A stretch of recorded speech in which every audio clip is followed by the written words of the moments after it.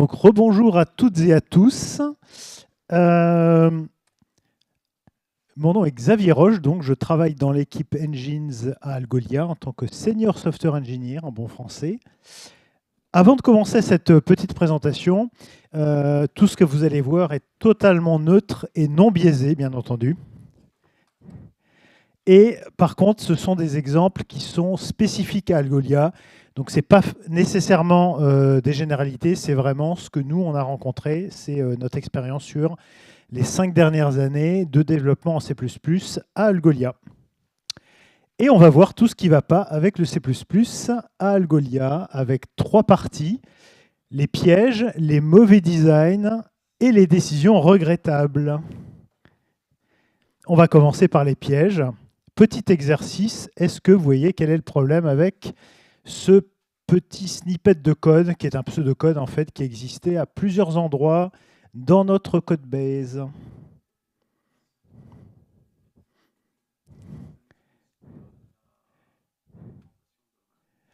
Ça n'utilise pas l'implémentation de map, exactement. Et en fait, ça utilise les itérateurs. Et donc, ce code est en O de N, ce qui est un petit peu dommage pour une map, surtout quand la map contient beaucoup de choses. Et du coup, en fait, on avait ça à pas mal d'endroits. Et donc, on a ce pavé César qui remplace ranges contains et qui force l'utilisation des containers, de la version contains des containers lorsqu'elle existe. Et sinon, elle essaye find, et si vraiment elle ne peut pas, elle utilise des itérateurs. Deuxième petit exercice. Alors là aussi, c'est un exemple simplifié. Je crois que c'était des maps chez nous. On a un set avec des doubles et on met des machins dedans. Et ces machins, c'est, on va dire, des prix divisés par un maximum. Et tout ça, c'est des doubles. Qu'est-ce que vous pouvez voir comme problème là-dessus? Oui, et donc divisé par 0, bah non, c'est en double, donc vous avez le droit. Hein. Ah, ça fait des nanes. Alors effectivement, si vous avez prix et max qui valent 0, eh bien vous avez des nanes. Alors malheureusement, contrairement à la vie réelle, quand vous avez des nanes en C++, c'est pas la joie, puisque le comparateur par défaut, qui est stdless, avec des nanes, eh bien il n'a plus de relation d'ordre qu'on appelle le strict weak ordering, et donc vous avez des comportements indéfinis. Alors, petit rappel hein, sur le strict weak ordering, c'est une série de relations d'ordre pour un opérateur inférieur. Donc, vous ne pouvez pas avoir x inférieur strict à x. Vous avez la transitivité, c'est-à-dire si A plus petit que B et B plus petit que C, alors A plus petit que C. Et puis, vous avez pareil, la transitivité sur l'égalité, en sachant que si A inférieur à B est faux, et B inférieur à A est faux, alors A égale B, exactement. Et ça, c'est transitif. Et si une de ces trois relations n'est pas respectée, eh bien votre comparateur ne respecte pas le strict weak ordering et vous avez des comportements indéfinis, ce qui peut faire des trucs assez marrants. C'était des sortes, on a vu des crashs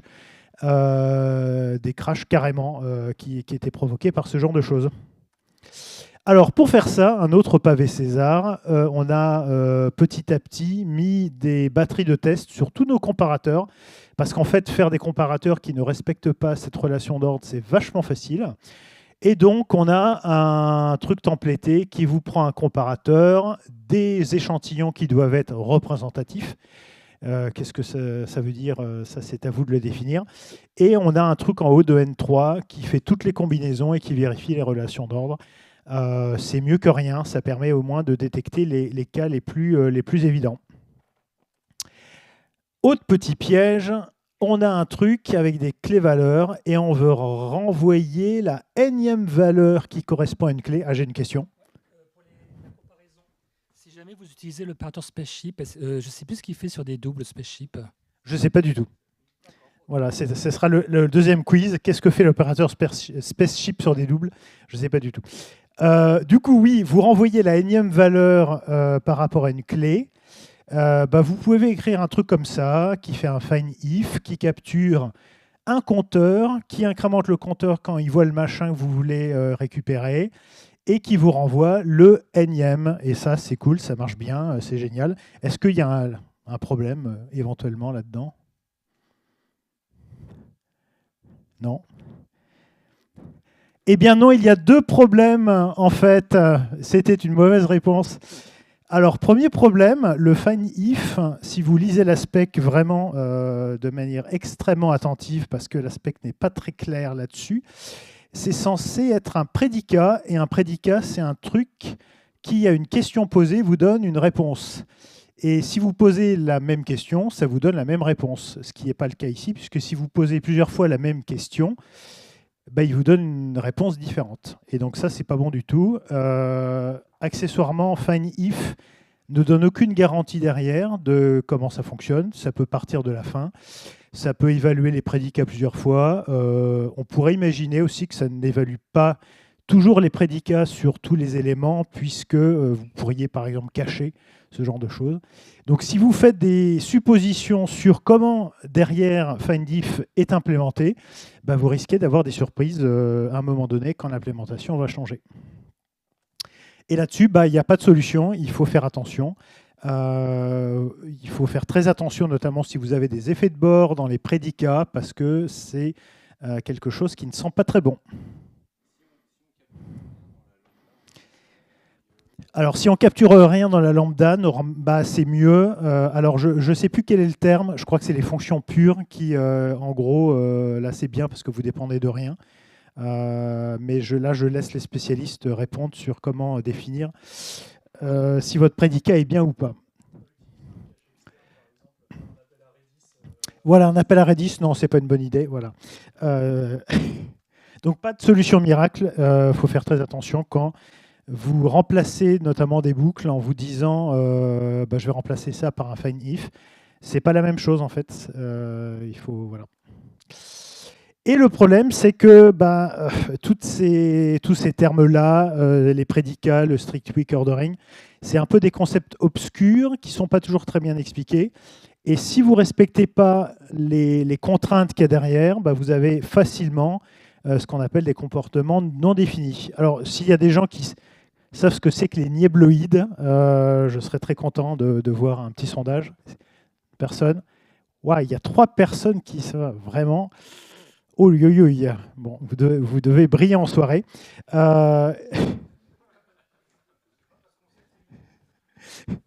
Et du coup, voilà. Alors, l'un des problèmes, c'est que quand vous avez des comportements indéfinis, les undefined behavior, ce qu'il faut voir, c'est que le compilateur, quand il se rend compte que vous avez un undefined behavior, il peut faire la supposition que ça ne peut pas arriver.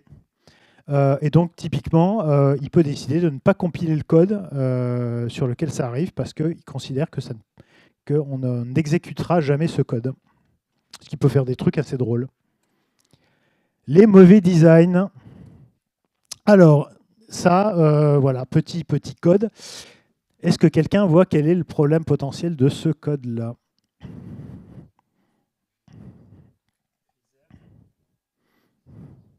Oui, réserve. Eh bien oui, paf, j'ai réservé 1 million, j'ai resizé 1 million. Je unplace, si j'ai pas de chance, la capacité pardonnez-moi, c'était 1 million. Ce que std vector va faire, c'est qu'il va réallouer un nouveau tableau, il va copier les 1 million d'éléments et il va libérer le premier tableau. Parce que c'est vraiment un truc super performant. Et c'est pareil avec réserve. Alors, ce qui est dommage, c'est qu'en 73, j'ai regardé la date, il y a un truc qui s'appelle Realloc qui a été inventé. Truc de fou. Malheureusement, 15 ans après, les gens qui ont fait New n'étaient pas au courant que ce truc-là existait. Alors c'est dommage parce que dans la plupart des kernels, quand vous avez des très gros blocs de données, Realloc, il est super efficace. Si je prends Linux, qui est l'exemple ici, la première chose qu'il fait, c'est d'essayer d'étendre l'espace virtuel. Ça ne coûte rien. Et s'il n'y arrive pas, eh bien, il va relocaliser les entrées de patch tables, ce qu'on appelle les PTE, ce qui permet de téléporter littéralement la mémoire à une autre adresse et vous n'avez pas à toucher aux données. C'est génial, c'est magique. À comparer avec le cas extrême, si vous faites un reserve sur un très très gros bloc qui est passé en swap, bah vous allez réallouer un truc encore plus gros et vous allez passer votre temps à faire du swap in, swap out pour copier les données, ce qui est absolument catastrophique. Alors du coup, qu'est-ce qu'on a fait à Algolia? On a réécrit, comme tout le monde, des vecteurs dynamiques, dynamic array. Et d'après ce qu'on a vu, la plupart des acteurs de l'industrie qui ont besoin de perf font la même chose. Et c'est un petit peu dommage de ne pas avoir des vecteurs, qui est quand même la base un petit peu de tout, qui soient performants. Petite pique, en Rust, eh bien, ils utilisent Realloc. C'est des foufous, ils utilisent une techno qui a que 52 ans. Visionnaire. À mon avis, c'est un petit peu risqué, un truc qui a que 52 ans. Bon. Les décisions regrettables que, encore une fois, nous avons rencontrées à Algolia. Alors, on a beaucoup de fichiers que l'on inclut à Algolia, des fichiers binaires. Et donc, il n'y avait pas de solution jusqu'à... Enfin, récemment, non, il n'y a toujours pas de solution, en fait. Il y a un truc qui s'appelle diasembed qui va permettre de faire, en gros, include sur des fichiers binaires. Et donc, la P1967R9 a enfin été acceptée en C++26 après genre 15 ans de discussion. Et jusqu'à là, il fallait y aller à la main. Vous écriviez votre parseur qui transformait un binaire en tableau de char. Enfin voilà, c'était vraiment le bonheur absolu. Alors le problème de Embed, c'est que ça ne résout pas tous les problèmes parce que ça va vous inclure un fichier binaire lors de la compilation et c'est dans l'AST. Et si vous êtes un game développeur et que vous avez une asset qui fait 10 gigas, le Embed, il va vous faire exploser le compilateur. Du coup, nous, on utilise un truc qui est sympa, qui s'appelle Inkbean, qui en gros va vous linker l'asset de manière smart et de manière efficace. Voilà, pour info, pour ceux qui sont intéressés. Les outils standards. Alors Rust, ils ont Cargo. Go, ils ont Go. Et en C++, on n'a rien. On n'a aucun outil standard, ce qui veut dire que... alors, il y a des très bons outils aujourd'hui, mais je me souviens, il y a quelques années, il y avait un machin qui s'appelait Sconce, qui était super, qui aujourd'hui, je crois, est complètement abandonné. Donc, on n'a pas d'outils standard. Les outils peuvent être abandonnés, peuvent changer régulièrement, et c'est très, très en avant. Petit foreshadowing pour la présentation de Bertrand, qui nous parlera à propos de SC Cache et de Conan. Et puis, il y a l'ABI ou l'API C++ de la STL avec tous ces petits problèmes. Et il y a une sorte de religion, visiblement, qui est de refuser de casser l'ABI, qui a plein de petites conséquences. Alors, ce qui est très drôle, c'est qu'ils l'ont cassé pour rester des strings, mais visiblement, pour le reste, il ne fallait pas le faire. Alors, voilà quelques exemples que j'aime bien. Int max t est dans l'ABI pour une raison indéterminée, ce qui veut dire que vous n'aurez jamais de type entier supérieur à 64 bits. Donc int 128, ça n'existe pas. L'IPv6, visiblement, n'est pas encore arrivé aux oreilles du comité. AVX2, alors là, ça c'est carrément le futur, on n'en parle même pas. Alors il y a des passagers clandestins, il y a int int 128, je crois, sur certains compilateurs. Mais c'est quand même un petit peu dommage. Pushback qui ne renvoie pas de référence parce que c'est quand même plus pratique. Les string view, ça ne sert à rien, on préfère des strings, etc. etc. Quelques autres petites remarques, petites piques. On va avoir la réflexion en C++ 26, ce qui est quand même pas mal parce que Java l'a eu il y a 20 ans. On va avoir les profils de sécurité dont tout le monde se fiche. Et évidemment, il y a les modules qui sont magnifiques. Ils sont sur cette image-là. Et notre pari, c'est qu'ils ne seront jamais implémentés par les compilateurs. On verra si l'avenir nous donne raison. Alors, question un petit peu sérieuse. Le C++ va-t-il disparaître? Alors, si on regarde à Algolia... en 2015, le C++, c'était l'essentiel de la codebase. Il y avait grosso modo toute l'API, le front-end, il y avait la partie search et indexing qui était en C++. Alors il y avait un petit peu de Ruby autour, mais ça, on ne va pas en parler. Il y a des choses honteuses dont on ne parle pas en famille. 10 ans plus tard, on est la dernière équipe à faire du C++. On est un petit peu les derniers des Mohicans. Tous les gens sont passés en Go, en JS ou je ne sais autre langage un petit peu bizarre. Il y a même des gens dans l'équipe qui parlent de Rust. Je ne les dénoncerai pas. Et du coup, nous, on a beaucoup de mal à convaincre les autres équipes de faire du C++, tant les problèmes de sécurité et de la difficulté du langage ne sont pas suffisants pour justifier l'écart de performance, surtout quand l'écart de performance est négatif, voire STD vector. On peut regarder aussi ce qui se passe ailleurs. Le kernel Linux, qui est quand même le projet open source le plus important du monde, ils ont définitivement abandonné le C++ et ils sont en train d'écrire des drivers en Rust parce que, grosso modo, ils ont abandonné l'idée de pouvoir discuter avec le comité C++. Les solutions, très humblement, 3 axes. Déjà, avoir une stratégie claire pour casser l'ABI. Peut-être toutes les versions majeures pour essayer d'épurer tous les problèmes qui peuvent exister dans la STL. Écouter l'industrie, parce que la sécurité, la simplification et le pragmatisme, c'est quand même pas mal. Et puis la collaboration, si on reprend l'exemple de Linux, il y a quelques années, l'idée de faire des drivers en Rust dans le kernel Linux, c'était de la science-fiction, tellement il y avait de problèmes, notamment la gestion de mémoire, il n'y a rien qui marchait. Et ils se sont assis autour d'une table, ils ont discuté, et aujourd'hui, les premiers drivers sont là. Et il y a même des drivers GPU qui arrivent en Rust. Et je serais vraiment intéressé de connaître votre opinion et les solutions et les pistes que vous pouvez voir. Et c'était la fin du talk. Merci.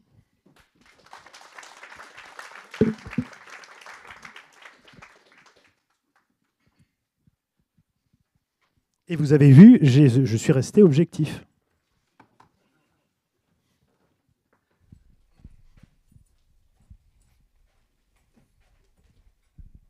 Merci beaucoup. Vous expliquiez, tu expliquais que vous utilisiez quelque chose pour charger les fichiers binaires directement dans votre code. Pourquoi ne pas avoir, par exemple, avec CMake, créé une librairie interface et la linker contre votre projet?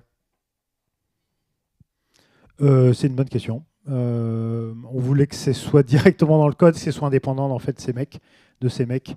Et donc pour info, le machin là, alors ouais, il faut que je le retrouve. Où est-ce qu'il est? Où est-ce qu'il est? Je sais plus. C'était avant? Là? Juste après, ouais. Ah oui, voilà. En gros, Inkbean, ça utilise un ASM pour faire un Inkbean d'un fichier. Donc ça détourne l'utilisation de l'assembleur pour inclure un truc, ça déclare un symbole et après il se débrouille au link, quoi. Mais peut-être que ce serait plus simple avec. Là vraiment, j'ai pas d'avis. Okay. Merci beaucoup.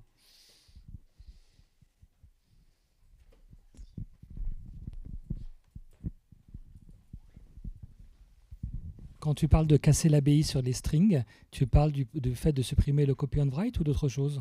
Je crois que c'était les small string optimization de mémoire.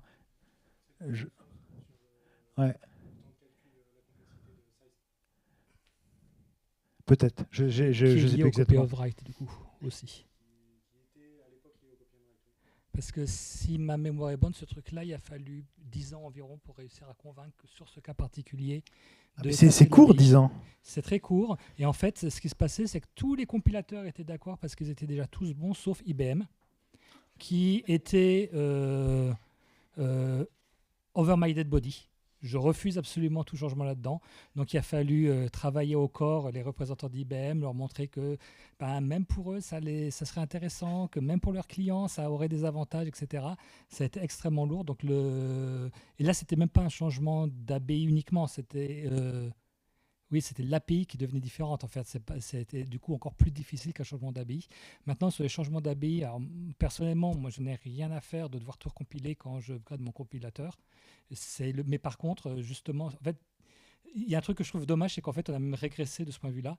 C'est-à-dire qu'auparavant, il y avait des compilos pour qui c'était important et des compilos qui n'en avaient rien à faire. Typiquement, Linux, c'était important parce que sous Linux, les gens partagent des bibliothèques dynamiques dans tous les sens. Donc, si l'ABI n'est pas la même, ça ne marche pas. Oui. Sous Windows, ce n'était pas important parce que les gens, ils packagent tout. Et s'il y a 10 programmes qui utilisent la même bibliothèque de zip, eh ben, elle est dupliquée 10 fois. Oui, c'est ça, il y a des copies à chaque fois. Oui. Et donc, du coup, on s'en moque de l'ABI. Et pendant très longtemps, Visual Studio cassait l'ABI à chaque version.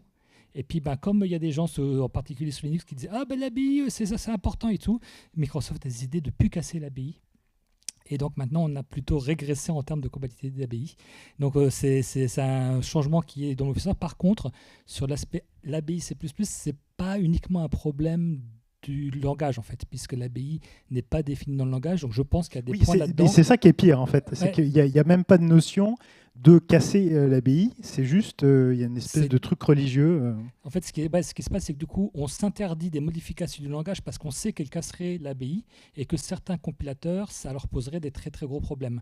Mais pour moi, le problème principal de tout ça, c'est pas le fait de garder ou pas l'ABI, c'est le modèle de distribution des programmes Linux qui décident de partager des binaires entre différents programmes.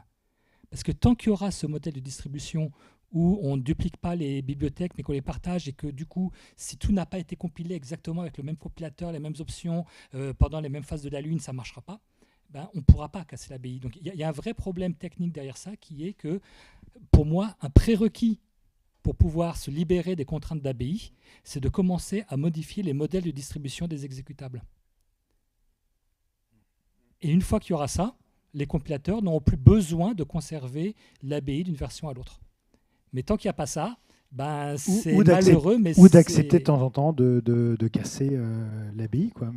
Oui, mais dans ce cas-là, ça veut dire que tu récupères un programme, tu fais ton update, je ne sais pas quoi, ou équivalent dans ta distribution, et ça casse tous tes programmes existants parce que tu as récupéré une version plus récente.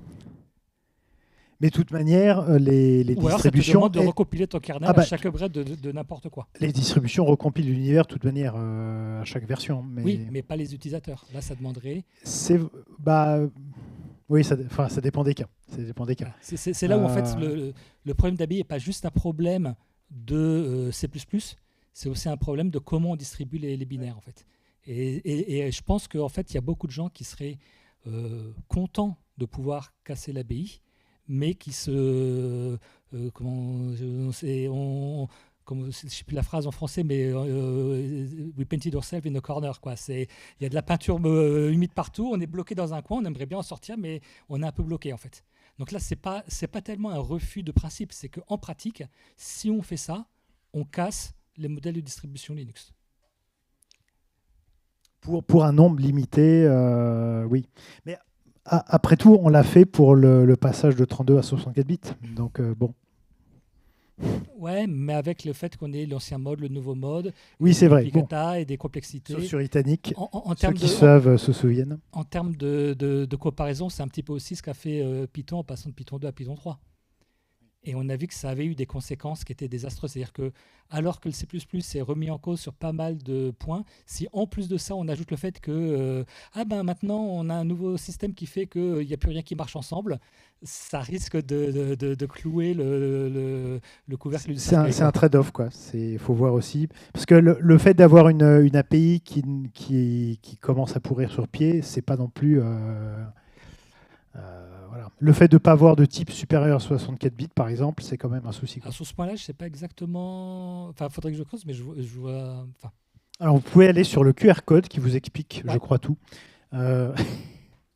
Mais en gros, int_max s'est retrouvé dans l'ABI et du coup, on ne peut plus changer int_max. Ouais, mais rien n'oblige un type à respecter int_max_t, en fait. Ce qui compte, c'est le taux numérique limite max. Et lui, il pourrait très bien être plus grand. Donc, je pense que ça empêche int d'être au-delà de 64 bits, mais ça n'empêche pas d'avoir un type entier de plus de 64 bits. Alors, de mémoire, faudrait vérifier, mais je crois que int_max se retrouve dans les symboles manglés, en gros, de je ne sais plus quel set de fonctions. Et du coup, si on change en fait ce type, ça casse tout. D'accord.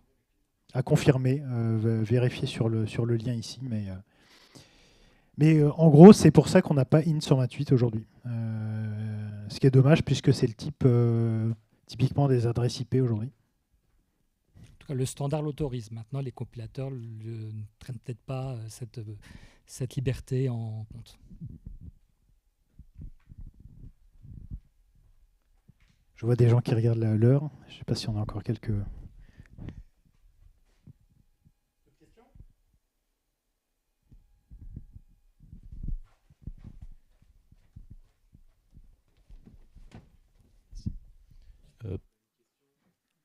Une question forcément, mais plus un retour à la limite.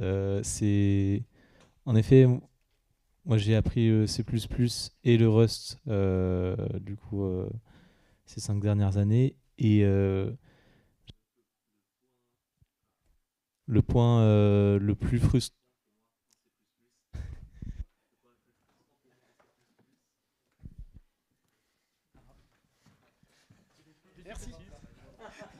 Il doit me silencer. Dès qu'on parle de C++, voilà.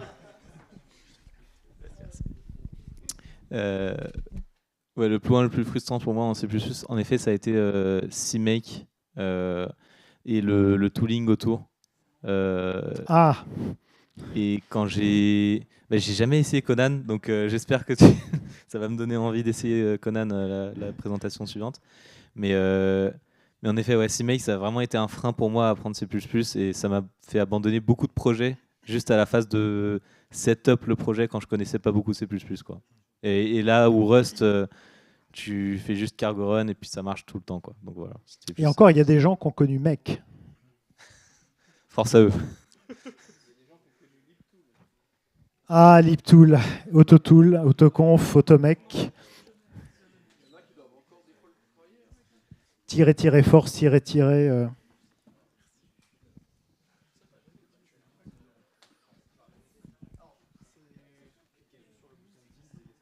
Juste une petite remarque sur l'URL du QR code, il manque le L à la fin. Il manque le L à la fin de l'URL. Voilà. Si vous l'ouvrez. Ah, l'URL n'est pas bonne. Voilà. Ah mince. C'est un point HTML. Ah zut. Bon, ben c'est HTML. J'ai utilisé les optimisations des petites strings, c'est pour ça que ça a coupé le... C'est ça. Merci beaucoup. Merci.